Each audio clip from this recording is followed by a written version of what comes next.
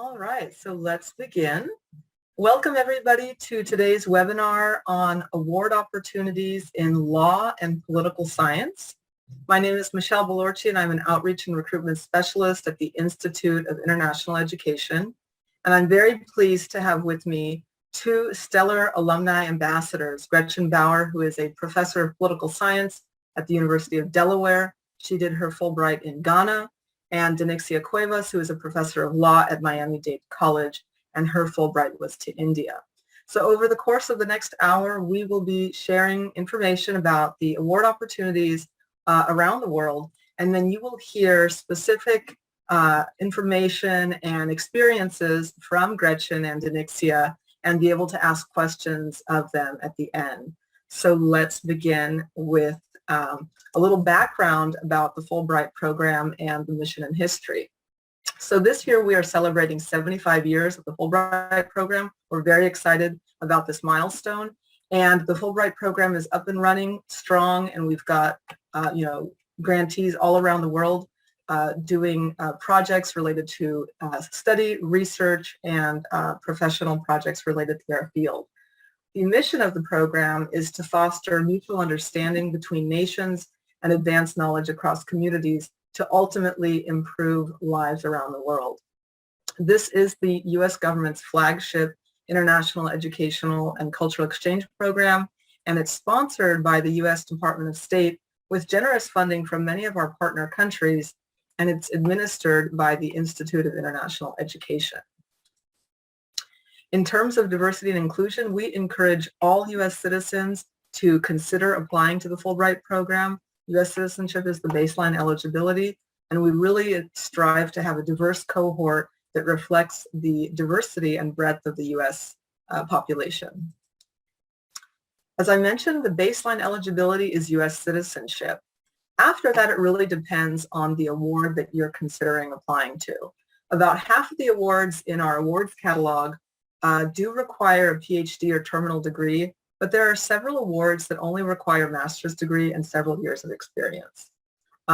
If you are a returning Fulbrighter and would like to pursue another Fulbright, we ask that you wait 2 years from the time that your Fulbright ends to the time that you reapply to the program. Now, as I mentioned, we do have a catalog of awards that showcases all of the award opportunities for the year. So this year we are recruiting for the 2022 and 2023 academic year. Now, since you can only apply to one award, it's very important that you take a look at the catalog and take your time to narrow your options down. I would say that selecting the right award is probably half your battle. So once you're able to do that, you're going to be on the right track. But getting there might take a little time. So we encourage you to consider the region or country that would match the project. If you have any particular linguistic abilities that might be beneficial in that country, taking a look at the award preferences in terms of the disciplines that they're seeking or the specializations that are listed in the description, and also thinking about how that project would benefit you once you come back to the U.S. Once you take a look at that, we're happy to work with you to narrow your options down or answer any questions you have. All right, so I'm going to take a deep dive into the awards now so that we can hear from our alumni. So in Albania, we have the award for judicial training, and this is a new opportunity actually in Albania, and it's for 4 months to do a professional project or teach at the School of Magistrates in Albania, the only institution in Albania that's responsible for training judges and prosecutors. A PhD is not required, and professional and early career to senior level academics are welcome to apply. A letter of invitation is optional.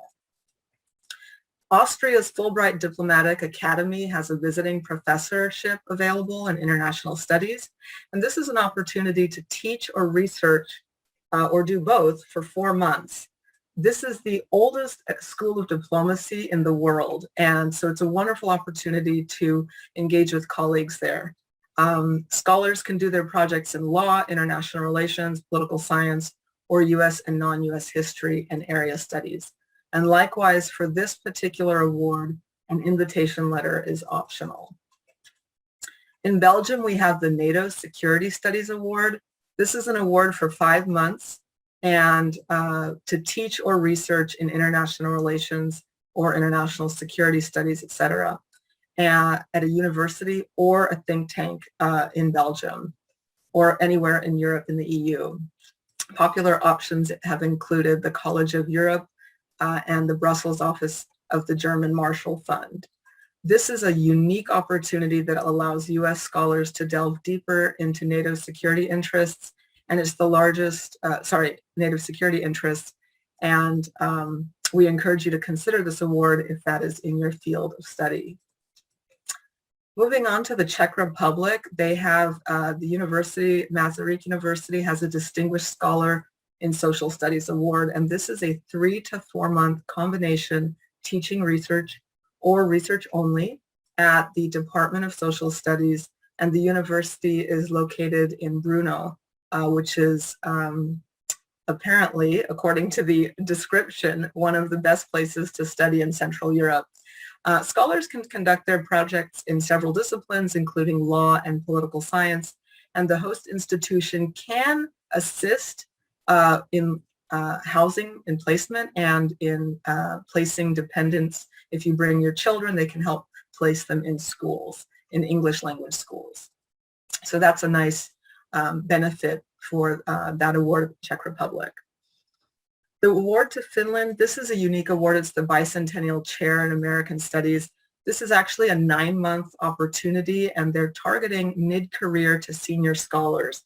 So mid-career would be if you are 7 years or more out from your PhD.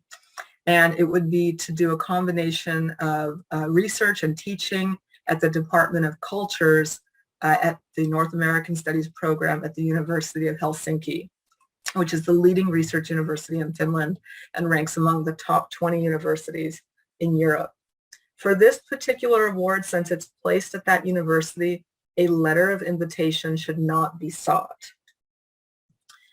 Moving on to North Macedonia, they have a Rule of Law, Judiciary Reform, and Civil Society Award, which can offer the scholar to do teaching and research or teaching only for either 4 to 9 months. And the flex option is available. So the flex option, if you're new to the Fulbright program, the flex option allows you to propose your project to be conducted over multiple visits, typically 2 or 3, over the course of 2 academic years. So if you're not able to do the award in one consecutive stay, you can propose the flex option. A PhD is not required, and the letter of invitation is also optional. They also welcome professionals and early career to senior academics to apply. And then the last award that I'd like to feature in the region is the UK award, the Oxford Pembroke Distinguished Scholar in Politics and International Relations. This is a 3-month opportunity for research, teaching, or a combination of both. And the host is open to applications for any of the university's 3 terms, but applicants may wish to consider coming for the summer term, which is normally about the same start as the U.S. spring semester. So the other benefit to that one is that the monthly stipend is quite generous and the accommodations are suitable for a couple at the Fulbright suite. So they have a particular Fulbright suite at Pembroke College. So an exciting opportunity at Oxford.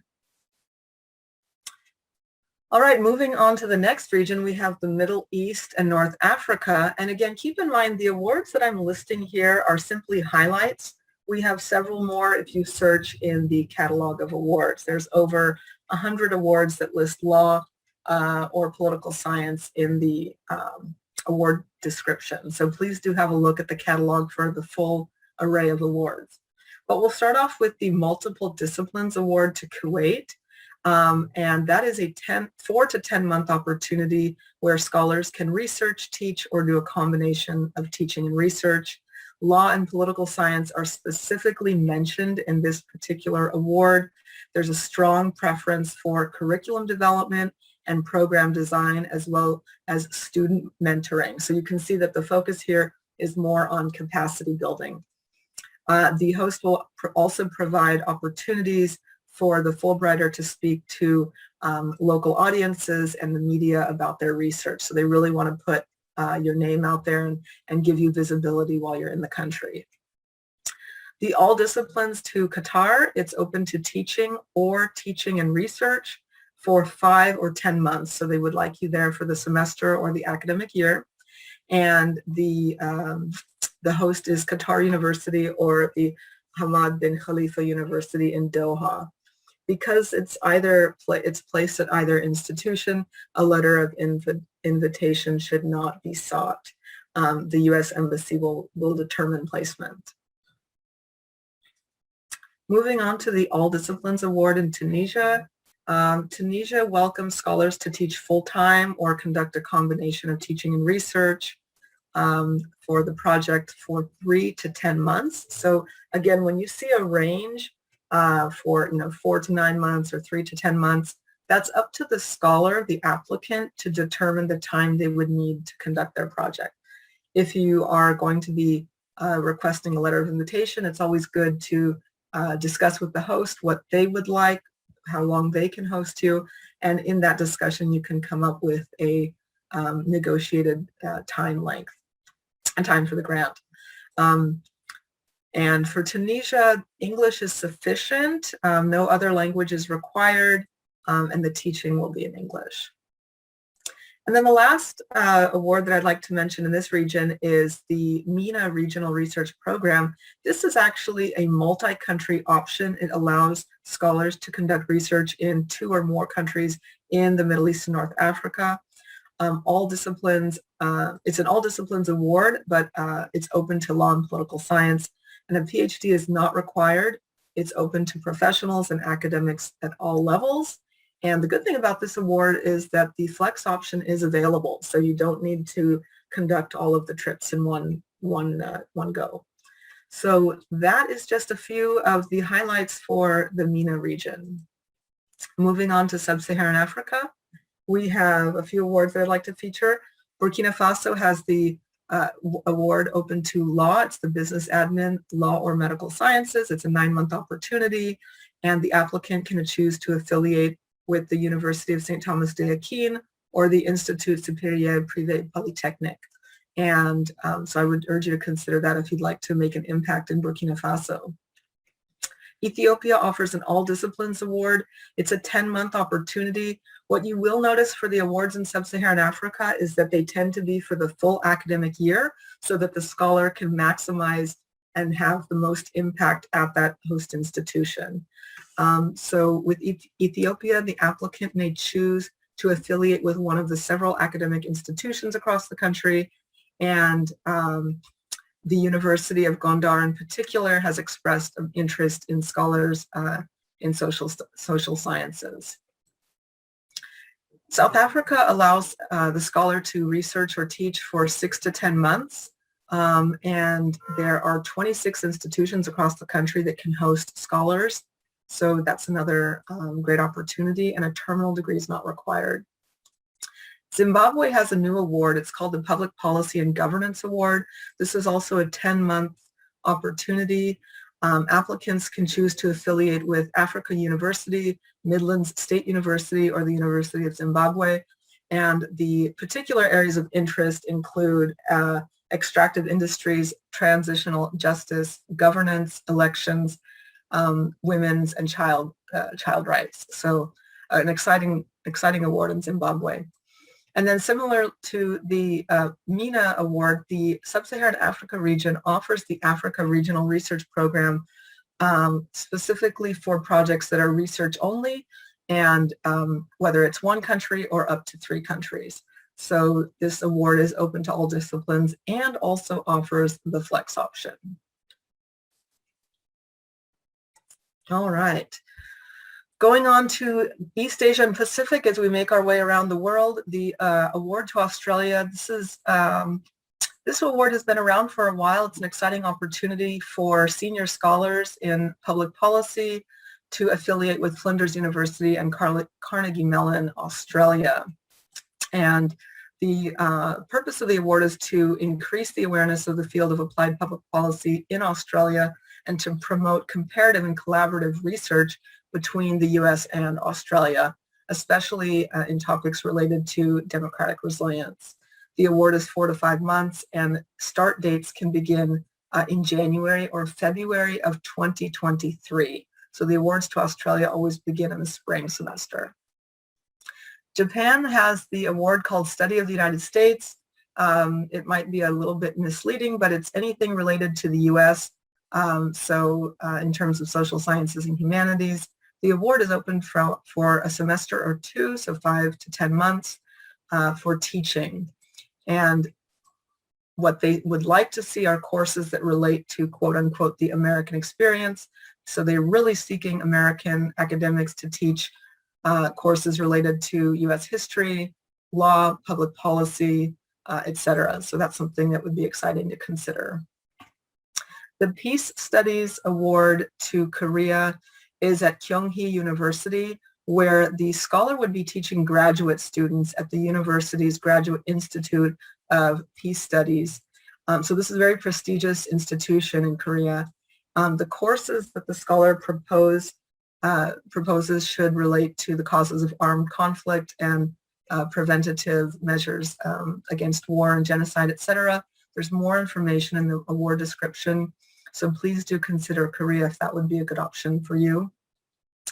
And then Taiwan has the Arts, Education, Humanities, Professional Fields, and Social Science Award, and there are several, I believe there's up to 10 recipients for that award, so an exciting award to consider if you're interested in that region. And then specific to this region, we offer the Multi-Country ASEAN Research Program Award. So if you have a topic that relates to the Association of Southeast Asian Nations in terms of their policies and their goals as a regional entity, that would be another opportunity to consider. All right, we have our last two regions, and then we'll be able to turn it over to our distinguished alumni. South and Central Asia offers the award to Bhutan.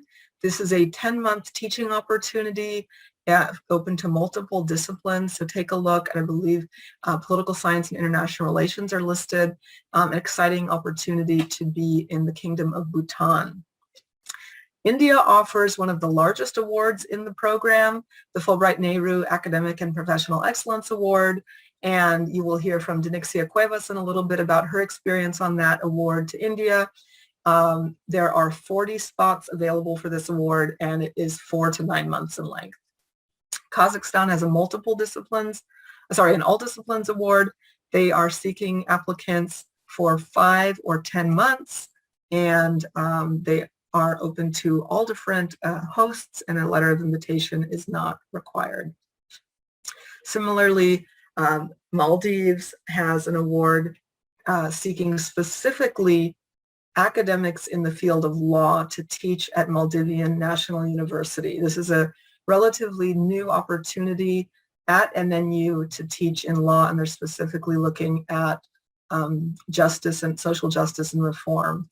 So there's up to 2 or 3 recipients from Maldives. Sri Lanka has an opportunity open to all disciplines for up to 3 recipients, and that opportunity is 3 to 9 months. And similarly, Tajikistan and Uzbekistan have awards that are open to multiple disciplines, and law and political science feature into their interests as well. All right, so our last region to cover, last but not least, is the one closest to home, the Western Hemisphere. We have several awards that are open to all disciplines that I'd like to point out in the Bahamas, in Bolivia, Colombia, which has up to 16 recipients. It's the largest one mentioned there. And Suriname, yes, it's a place where you can do a Fulbright, as well as Uruguay. So please do take a look at those opportunities. And then Argentina has the award in social sciences and humanities. There's up to 3 awards there. Do take in mind, keep in mind, though, for many of the Spanish-speaking countries in the Western Hemisphere, there will be a requirement or a recommended level of Spanish. And so it's important that you take a look at that before you seek out an invitation letter to see if you'd be suitable to pursue that award opportunity. Now moving on to Brazil, we have 2 new awards. Brazil actually has quite a few new awards. The first one I'd like to point out is the one at the Catholic University of Rio Grande do Sul, which is the Award in Democracy, Human Rights, and Violence Prevention. Topics can include the intersection of these with law, justice, and human rights, and opportunities for underrepresented groups and the impacts of violence on mental health, social development, and cultural diversity. So this is a partnered award with the Catholic University in Rio Grande do Sul. A letter of invitation should not be sought, but you can contact the university to see if you'd be a good fit or to get more information. Their contact is in the award description. The same is true for the award in public policy. That is at the Joaquim Nabuco Foundation for Public Policy. And then the award to Canada. Canada has several research chair awards that allow the scholar to teach or research. You do not need to be a senior scholar for this award. All of their awards are called research chairs, but they welcome early career or junior academics. The way the awards work with Canada is that all of them are placed at particular institutions depending on your specialization within policy, law, and governance. So there are, I believe, 5 or 6 universities listed in that award. And then the last award I'd like to feature is an interesting opportunity for U.S. scholars who are based in the bordering states of Mexico. This is the travel grant for the Border Scholar Award, the Mexico-U.S. Border Scholar Award. So it's a non-residential opportunity for scholars to pursue projects that relate to the border between the U.S. and Mexico, and the requirement is that the scholar visits Mexico 8 days per month during the duration of the war. So they provide travel for funding. So with that, I will turn it over to Gretchen, and I will also be monitoring the question box. So you've heard enough from me. Take it away, Gretchen. Thank you very much. It's a pleasure to be here with you all today. So as mentioned, I'm a professor of political science and international relations at the University of Delaware, where I teach African politics and gender and politics and do research on women's political leadership in Africa. And I'm going to be speaking very briefly about my Fulbright Scholar Award to the University of Ghana in the spring of 2016, which is in Accra, the capital of Ghana. The focus of my research was on gender and politics in Ghana. But it's also the case that around 25 years earlier, I had one of the U.S. Student Study Research Awards to do my dissertation research in Namibia. So next slide, please. So all of you are thinking now about applying, and these are some of the things that I thought about when I thought about applying for the Fulbright Scholar Award to Ghana for my 2016 sabbatical. For one thing, I was seeking to transition my research. I had been focused in Namibia and Botswana in Southern Africa, and I wanted to transition to West Africa. So I was looking for an opportunity to do that, and I thought the Fulbright would help me with that. I also knew that the Fulbright would provide generous support, and I was taking one of my 2 children with me, and so that was another incentive for applying for the Fulbright. I also wanted the chance to teach and to do research at the University of Ghana, and I was also aware of a community of accomplished scholars there whom I wanted to join and collaborate with. Next slide. So in terms of what I did on my Fulbright, I was based for my teaching at the Legon Center for International Affairs and Diplomacy, or LESIAD. I was teaching MA and PhD students. That's all that they teach at that center. And then I conducted my research through the Center for Gender Studies and Advocacy, also based at the University of Ghana. When you are on campus, people will ask you to do all kinds of other things as well, of course. For example, guest lecturing in political science classes, or giving public lectures. I also spoke at events concerning the YALI program, which is something I have worked on in my own campus. Next slide, please. Okay, so now what I'm going to do is look at some of the different impacts of my stay.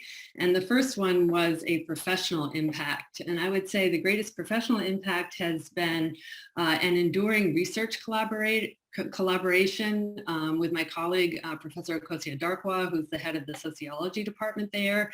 This is a picture of us in our matching dusters in Norway, where we have a project that we're a part of. And so we have published a couple of journal articles, a couple of book chapters since I was in Ghana in 2016. I return regularly to Ghana, like even a few times a year. Ongoing teaching and mentoring relationships with students and junior faculty at the university. I've taught at other universities in Ghana. And in the fall of 2019, I was able to return as a resident Vyasa Senior Fellow. Next slide, please. And this is just a slide that has some images of the research that we do. This is us with women members of parliament, ministers, and a vice presidential candidate. Next slide, please. So in terms of institutional impact, Fulbright also likes to see that we bring home our experiences, and I would say that I've done that as well. Maybe the most significant of those things has been to take University of Delaware students back to Ghana on a winter study abroad program.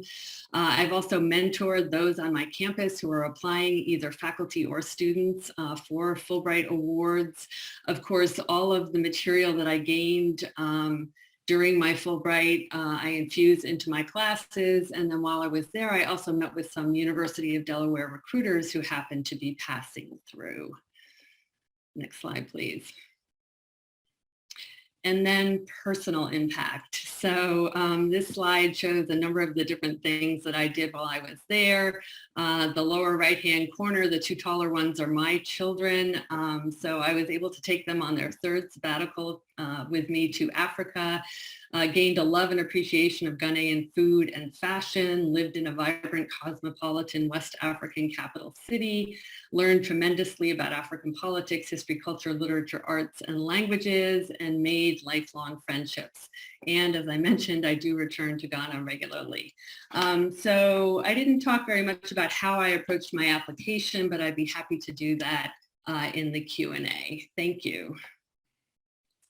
Great, thank you, Gretchen. So we did get some questions in, and we will take those at the end after Danixia. So here we go, Danixia. Welcome. Thank you, Gretchen. That is a hard act to follow. I'll try to do my best. Everyone, I am Danixia Cuevas. I am a professor at Miami-Dade College here in sunny, very hot Miami, Florida. I was a Fulbright Nehru Scholar to India for the academic year 2013-2014. At Miami-Dade College, I teach in an American Bar Association approved paralegal studies program. And in my time in India, I taught at the National Law University in Delhi, India, which is an excellent university located in the capital. And I taught second-year law students advanced contracts principles, but the nature of my project was teaching only. And I proposed a project on collaborative and cooperative teaching pedagogy, particularly for law classes. And that was the bulk of my interaction at the National Law University. The next slide. Why I chose to apply. I chose to apply because I wanted to expand my professional connections to a global level. I wanted to continue engaging in social justice issues. I've done a lot of work on access to justice issues here in America, in the Northeast and here in Miami, but also now globally with colleagues from all over the world. This concept that we can provide legal services to people around the world that are the most vulnerable and have lack of access to an attorney or judges, etc. These are some of the kinds of, was part of my motivation for applying for a Fulbright. The other thing is that I wanted to engage in a cultural immersion program that would be of benefit not only to myself, but the institution in America as well. India was the perfect country to do that because India is the world's largest democracy. And I know that India right now is going through very, very tough times because of the pandemic, but it is called Incredible India for a reason. India is magnanimous. There's nothing in the world that compares to India. The vibrancy, the kindness of the people, the scholars that exist in India were incredible. To this day, we continue to work together. Next slide. So some of the things that I did, and I'll just talk about this briefly, like Gretchen, I was I was pretty active at my institution. So my primary responsibility was teaching, but I also conducted workshops for faculty. So here in the left photo is a workshop for faculty on collaborative and cooperative teaching pedagogy principles that they could apply in their classrooms. A lot of curriculum development, a lot of one-on-one consultations, specialized workshops for students, participating with the local Fulbright office in India to assist them during International Education Week. But also I was asked to be part of a committee to look at applications of Fulbrighters from India coming to America. So really, once you're there, you are pretty hands-on in the institution where you are assigned to or where you're a scholar, but also within the country as well. So I had the opportunity to travel throughout India to do teaching and workshops and collaborate with colleagues from all over the country, not just my home institution in Delhi. Next slide. Now, professional impact, it's transformative is the easiest way, I guess, though, if I had to use one word. It's a game changer. It changed my life professionally. It changed my life personally, which I'll talk about in another minute. But since my Fulbright, and this overlaps a little bit with institutional impact. I've had opportunities to collaborate with colleagues from all over the world in research and writing, global presentations that have involved myself and my students. In fact, right now I'm on a multi-country team of scholars from all over the world, currently preparing for a global conference in June, the month of June. And I'm working with people from Pakistan, India, Australia, and America on this preparation. And these were the seeds that were planted from my initial Fulbright. Next slide. Now, the personal impact.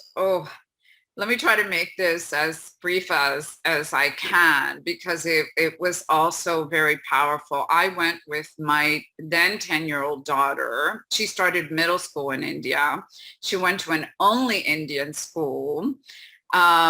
She was completely immersed in the culture just as I was. We both managed to learn a little bit of Hindi. She became a lot more proficient in Hindi than I was. And we represented diversity in America.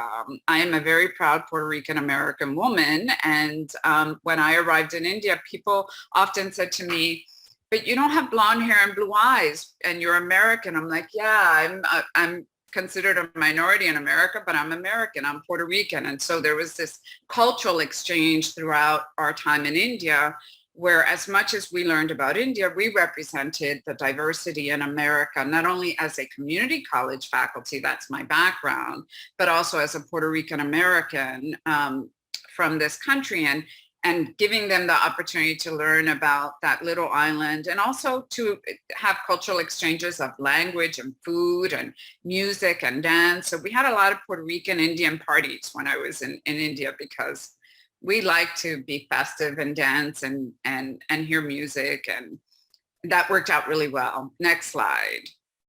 Now, in terms of the institutional impact, a lot has come out of the Fulbright to India. Here on the left is a picture of an Indian delegation that visited Miami-Dade College. When they were visiting community colleges in America, Miami-Dade College was selected as one of the colleges that they visited. To the right is my faculty mentor and dear friend, Dr. Harpreet Kaur, who was Miami-Dade College's first Fulbright Scholar in Residence. That's another Fulbright program. And she taught in our program for one semester, co-faculty with us, lots of different classes, but in particular, she talked about women in India and women in law, which was incredible. And then we also have had collaborations with American scholars as well. We've done group projects, research, writing that has involved students, presentations and conferences all over the world, including in Asia, Mexico, Peru, and countries of that nature. And I think that's it.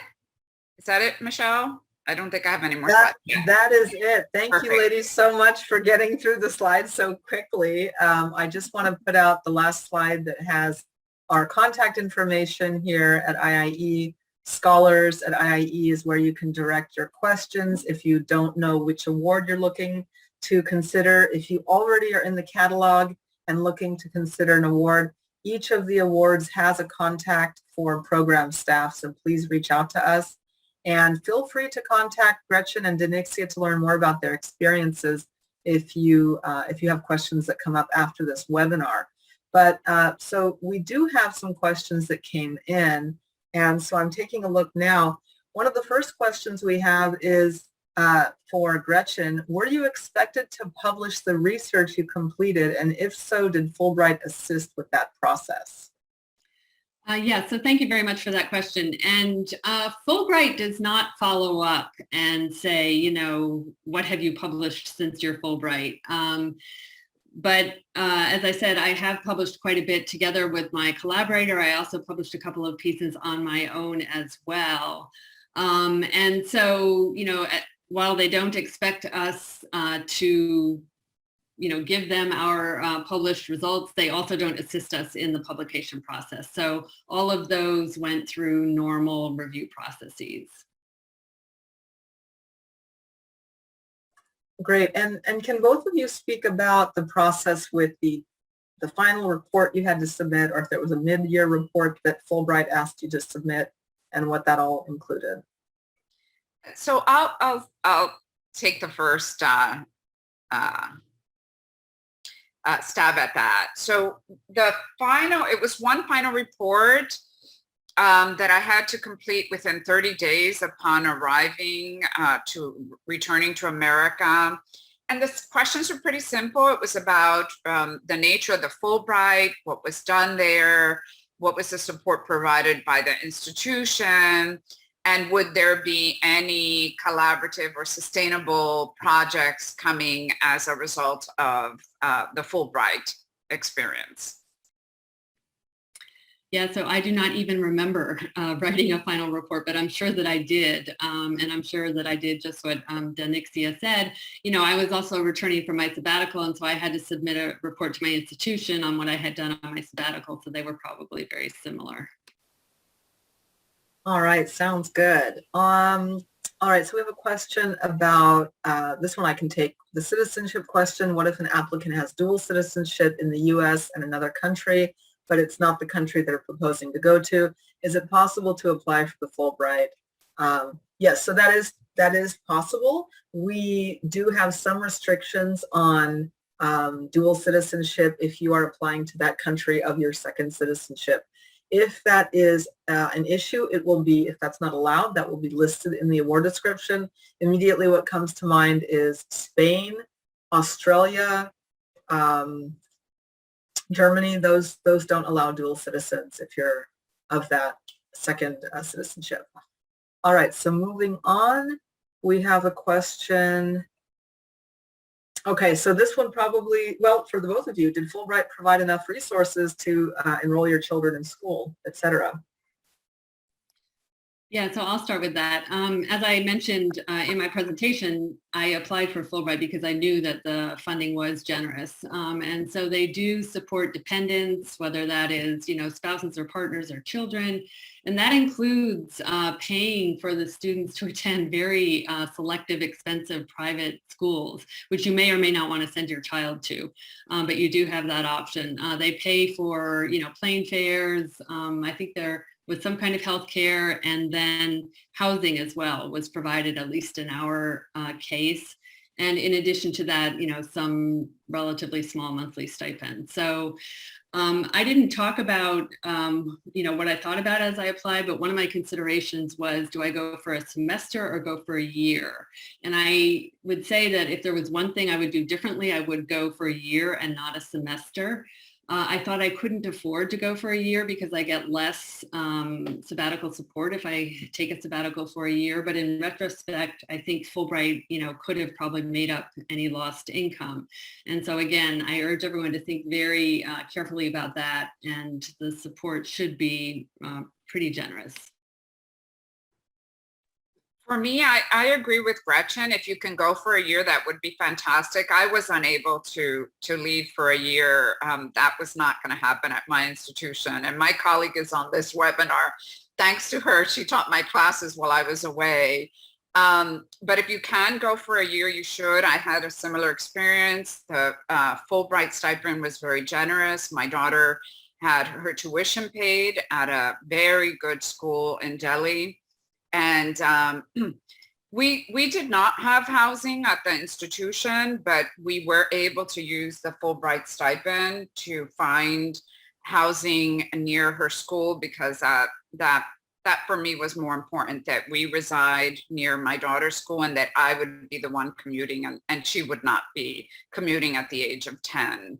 So definitely there was an incredible financial support provided by Fulbright, so that when I was on leave from MDC, I was able to take care of my mortgage and my expenses here in America with my salary from my institution, and was able to then use the stipend from Fulbright to not have to worry while I was in India.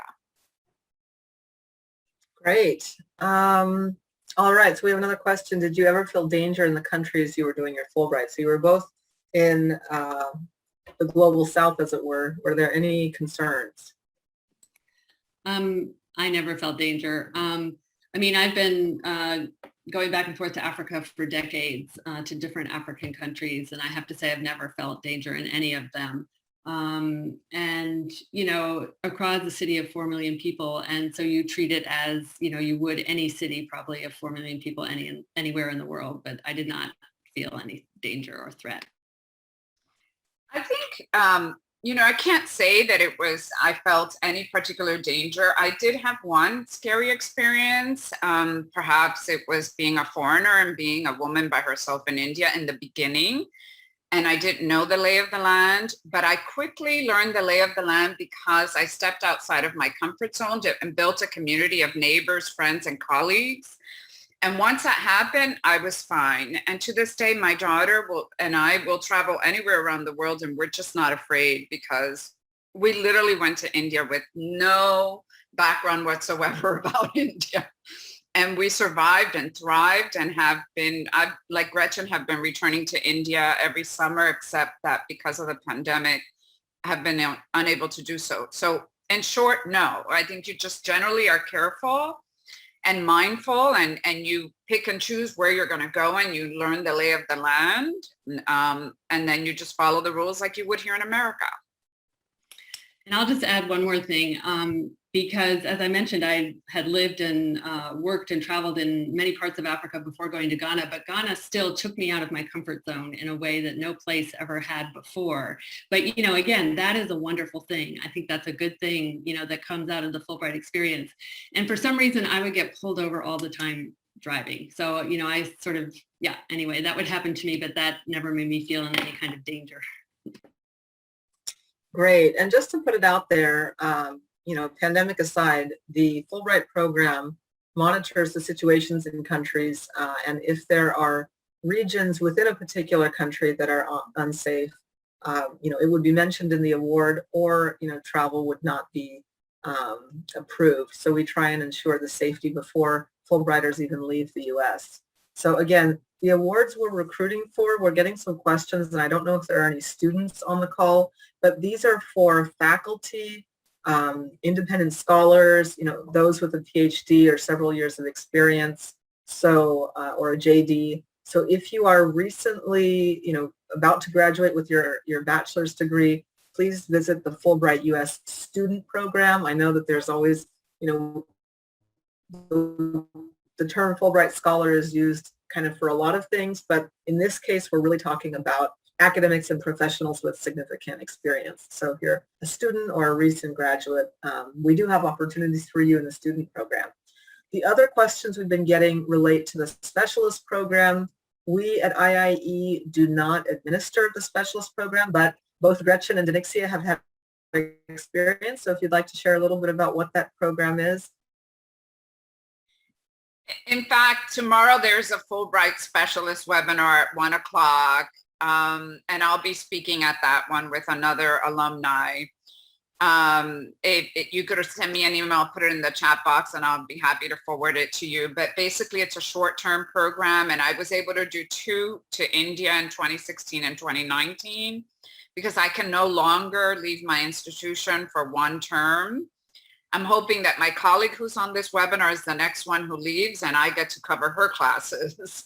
But Fulbright Specialist worked for me because it was a short term, 2 to 6 weeks, and it was a phenomenal experience. I went and trained them on creating a national paralegal institute in India and worked for skill development program. And the last one was 2019 on law and technology, before anybody knew that we would have a pandemic and would really need technology to teach. So the Fulbright Specialist program is a very different kind of program from the Fulbright Scholar Award, I would say. It sends people for much shorter periods of time, say 2 to 6 weeks. And I am on what's called the roster. So I'm eligible to do one of these programs, but I've never found one where, my skills were needed or where I could contribute my skills. So I haven't yet actually done one like Denixia has. Great. So Denixia's put in the chat box her contact if you'd like to join that webinar tomorrow at 1 p.m. Is that Eastern? 1 p.m. Eastern? Yes. Okay, great. Correct. 1 p.m. Eastern. All right. Excellent. And the agency called World Learning administers that program. So again, there's a very significant difference between the 2 programs. For the specialist program, you apply to be on the roster. For the scholar program, you apply with a project in mind. So you can apply to both programs simultaneously. You can even be selected to do grants on both programs, just as long as the dates do not overlap for obvious reasons. All right, so we have a few more minutes, 10 minutes or so. Let's see, the next question is about IRB. So Gretchen, could you speak a little bit about that? I will say, though, that Fulbright does not require you to provide that proof, but we at the start of the grant, you must have that. Okay, so yes, it's true that in the application that is not required. And for the Fulbright Scholar Award, just sort of the typical general one, it's seen as teaching and research, although I think it's typically understood that one would be doing more teaching perhaps than research. And so I never had to show anyone any IRB approval. And I think, what's really critical is to get IRB approval at the institution at which you're going to be based on your Fulbright Award. And so that would be something that I would work out with my collaborator. Great. The next question we have, and feel free, both of you, you can chime in. How did you go about finding a host institution and making contacts? Well, this is one of my favorite stories, which Michelle has heard a few times. I had this idea, and I think it's still true, that, these letters of invitation are very, very important. And so, I had contacts at the University of Ghana, but emailing, even telephoning people doesn't always get you the letters that you need. And so I actually went to Ghana to get my letter of invitation. And when I got to the political science department, the head of the department told me I was the fourth person who had come in person to get their letter. So that just shows you how important, I guess, the letters are to these kinds of applications. I ended up not being based at the political science department because 3 people had been there before me. But it can be a challenge. And the point is that you want to be going to a place where you do have some contacts, although maybe Danixia, I think you went somewhere where you maybe didn't have previous contacts. So maybe you can talk about that. Okay, so once I narrowed my focus on India, I had to start from scratch. And one of the things that I did, I actually went on the Fulbright website and found a previous scholar who had been to India, a law professor, and she became my mentor in my application process. She was amazing.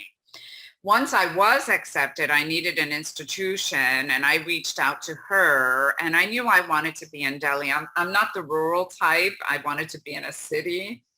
And so she was not in Delhi. She had done her Fulbright at another national law university, but she had presented in Delhi and she had contacts there. And I had written to that law school on my own, but they never responded until this colleague, my mentor, wrote to them and said, oh, here's Danixia, and she got a Fulbright and she wants to be a scholar at your institution. And within minutes, they said yes.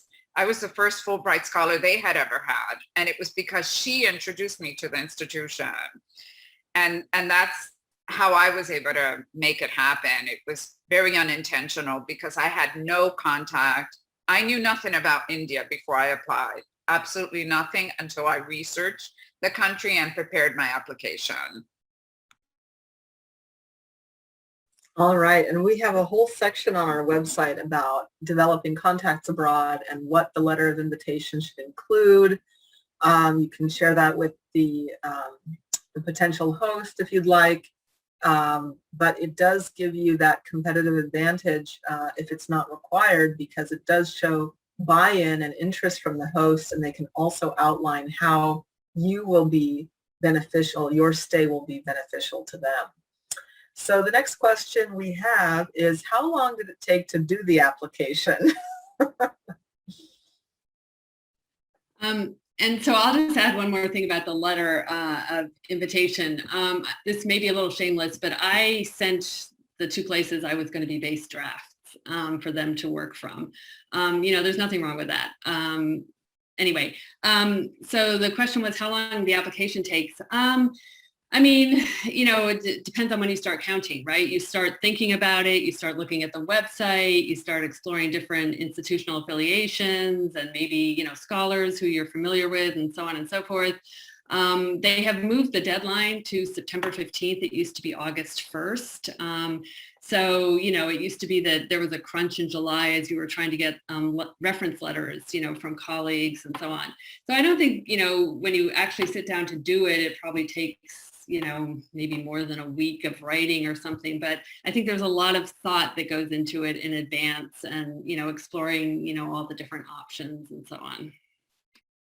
Well, I want to be honest here. I'm the typical person who had thought about Fulbright for many years, had attended a Fulbright session at my institution, and then just put it in the back seat thinking, this is too time consuming. I'm overwhelmed just listening. How am I going to work this out with my family? And then finally in 2012 said, okay, I'm going to do it. I spent about a year on my materials. I spent a year researching India extensively and thinking about my project proposal and reaching out to people, and absolutely maximize every webinar that is provided by Fulbright. I encourage you, they're archived, they're recorded, study them in great length. There's a webinar for everything, because that really was a humongous help to me because I didn't have anybody in my institution who could help me. In fact, I was the first Fulbright scholar from my institution.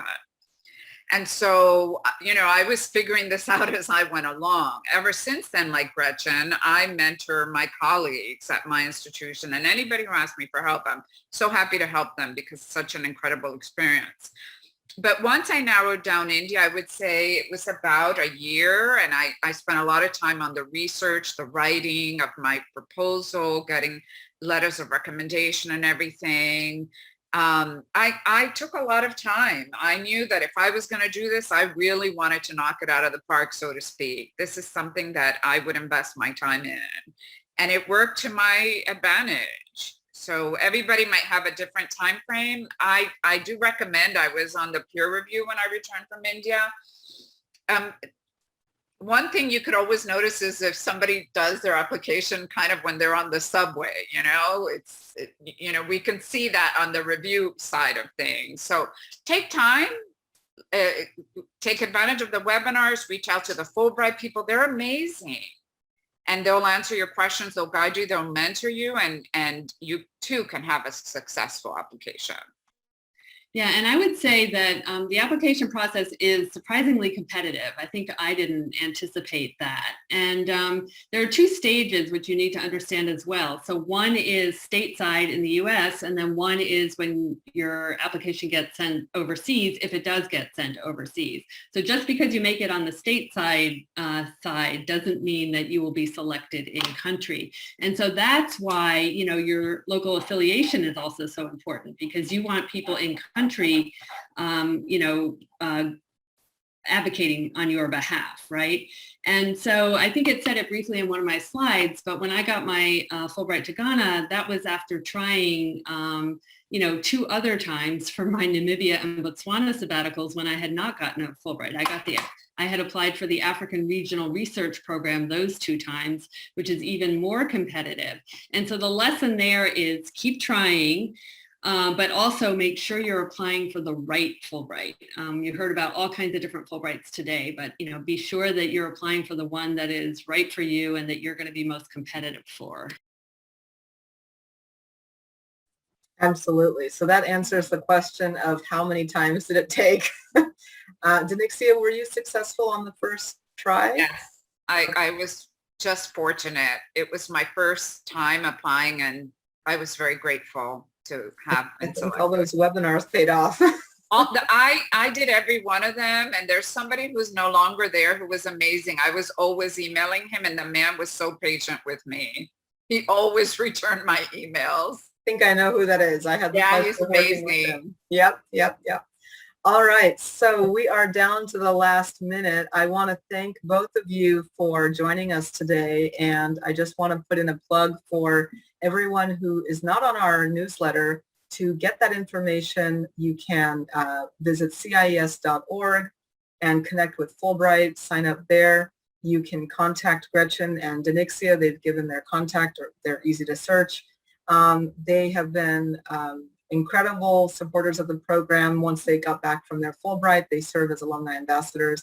And so please do let us know if you have any questions or have any questions for them. This will be archived on our website, and we look forward to receiving your application September 15. All right, everyone. Thank you so much. Have a great afternoon. Bye-bye. Good luck.